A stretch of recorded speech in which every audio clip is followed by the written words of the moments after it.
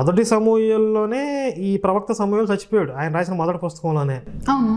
మళ్ళీ రెండవ పుస్తకం ఎవరు రాశారు అర్థం కాదు. ఈ రెండో సమూయేలు అన్నది ఆయన అంటే సమూయేలు రాసిన రెండవ పుస్తకం అనుకోవాలి, అంటే చచ్చిపోయిన తర్వాత రాసింటాడు బహుశా. సరే, ఇలాంటి కామెడీ మనకు అడగడానికి తగులుతా ఉంటాయి. బైబిల్ రత్న అని చెప్పుకునే బేవర్స్ రత్నగడు బైబిల్ చదివే విధానం ఆది కాండము అంటే దీన్ని రాసిన వాడి పేరు ఆది అన్నమాట. లేవియ కాండం, ఓహో దీన్ని యాకోబు పిల్లల్లో లేవి రాశాడా. కీర్తనలు, కీర్తన అనే పేరున్న ఇద్దరు అమ్మాయిలు కలిసి ఈ గ్రంథాన్ని రాశారన్నమాట. నీకు తెలిసింది ఎంతేరా బహుకరత్న.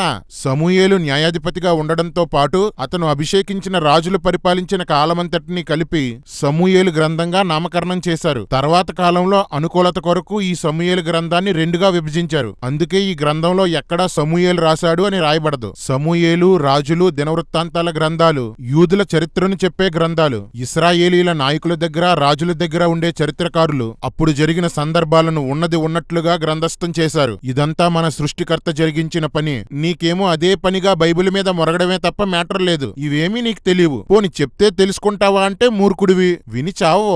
అందుకే నేనేమంటానంటే తెలుసుకొని మాట్లాడరా పిచ్చి కుక్క. నువ్వు ఇంతకాలం అబద్ధాలు చెప్పి హిందువులని ఎలా మోసం చేశావో ప్రతిదీ బయట పెడతాన్రా కామకుక్క.